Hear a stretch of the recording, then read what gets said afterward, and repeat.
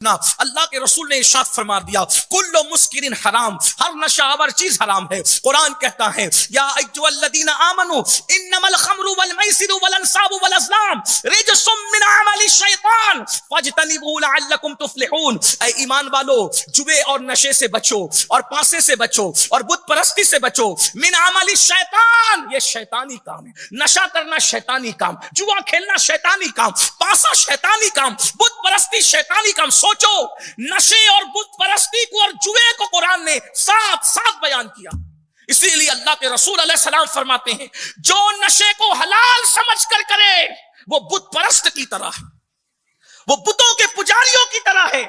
اللہ کے رسول علیہ الصلوۃ والتسلیم فرماتے ہیں جس نے نشہ کیا جب وہ قیامت کے دن آئے گا تو اس حالت میں آئے گا کہ اس کی آنکھوں سے خون بہ رہا ہوگا، اور جن آلات کے ساتھ وہ نشہ کرتا تھا وہ نشے کے آلات اس کے گلے میں لٹکے ہوئے ہوں گے، وہ گلے میں نشے کے آلات لٹکا کر کے آئے گا اور اس کے منہ سے پاخانے کی الٹیاں ہو رہی ہوگی، منہ سے پاخانہ نکل رہا، اسی لیے کہ اس نے ناپاک چیز تو پیا اور کھایا تھا۔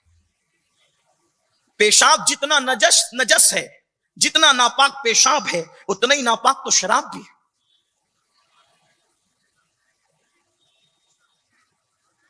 اللہ کے بندو ذرا غور کرو، قیامت کا دن ہے۔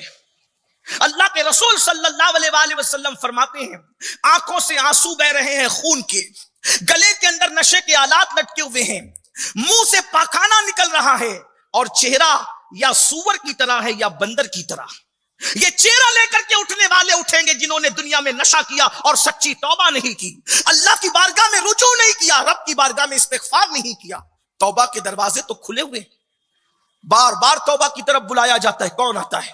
اللہ کے رسول صلی اللہ علیہ وآلہ وسلم ارشاد فرماتے ہیں پھر اس کے بعد جب اس حالت میں نشہ کرنے والے آئیں گے تو ان کا حال یہ ہوگا، میرے آقا صلی اللہ علیہ وآلہ وسلم ارشاد فرماتے ہیں اللہ اکبر، کہ جہنم کا داروغہ حضرت مالک ان کو جہنم کی آگ کی بنی ہوئی جوتیاں پہنائیں گے جنہوں نے دنیا میں نشہ کیا ہو، آگ کی جوتیاں۔ اللہ کے رسول نے جہنم کا منظر پہلے بیان کر دیا، جنت کی بہاریں بھی پہلے بیان کر دیا، میدان محشر کی کیفیت بھی پہلے بیان کر دیا۔ آگاہ ہو جاؤ، آگاہ ہو جاؤ، بچو، ان چیزوں سے بچو، اپنے آپ کو بچا لو۔ قرآن تو شفقتوں سے یہی کہہ رہا ہے قو انفسکم واہلیکم نارا، اے ایمان والو اپنے آپ کو بھی جہنم سے بچا لو اور اپنے اہل و عیال کو بھی جہنم سے بچا لو۔ وہ جہنم وقودها الناس والحجارہ، جس کا ایندھن انسان اور پتھر ہے۔ اللہ کے رسول صلی اللہ علیہ وآلہ وسلم فرماتے نشہ کرنے والوں کو حضرت مالک جہنم کے داروغہ آگ کی بنی ہوئی جوتیاں پہنائیں گے۔ میرے آقا فرماتے ہیں جب نشہ کرنے والوں کو آگ کی جوتیاں پہنائی جائے گی تو ان کے سر میں ان کا دماغ کھولنے لگے گا، اور جب دماغ کھولے گا تو ناک کے ذریعے سے، کان کے ذریعے سے ان کا بھیجا بہ جائے گا۔ غور کیجئے، آج کل لوگ آسانی سے کہتے ہیں ٹینشن کی وجہ سے ہم نے نشہ کر لیا، ناکامی کی وجہ سے ہم نے نشہ کر لیا۔ ایک بات میں آپ کو عرض کروں، جس کو ہم ناکامی سمجھتے ہیں کوئی ضروری نہیں ہے کہ وہ ناکامی ہو۔ کسی بہت بڑے مفکر نے کہا تھا بہت سی ناکامیاں ایسی ہوتی ہے جو حقیقت میں ناکامی نہیں ہوتی، بلکہ ہر ناکامی کے پیچھے کوئی کامیابی چھپی ہوتی ہے۔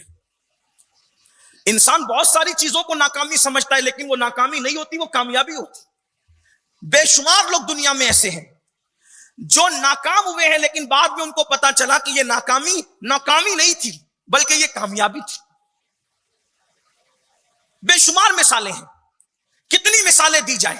اللہ تبارک و تعالی ہماری آرزوؤں کو توڑ کر جو خود فیصلہ فرماتا ہے اس میں کہیں نہ کہیں ہمارا بھلا ہوتا ہے۔ اگر ہم امتحان میں ناکام ہو گئے، دنیا کے امتحان میں، تو نوجوانوں کو نشہ کرنے کی ضرورت کیا ہے؟ یہ تو دنیا ہے، یہاں تو کامیابی اور ناکامیاں لگی ہوئی ہیں۔ انسان ناکامیوں سے بہت کچھ سیکھتا ہے۔ بہت سی ناکامیاں ایسی ہے جو بہت ساری کامیابیوں کی طرف اشارہ کرتی۔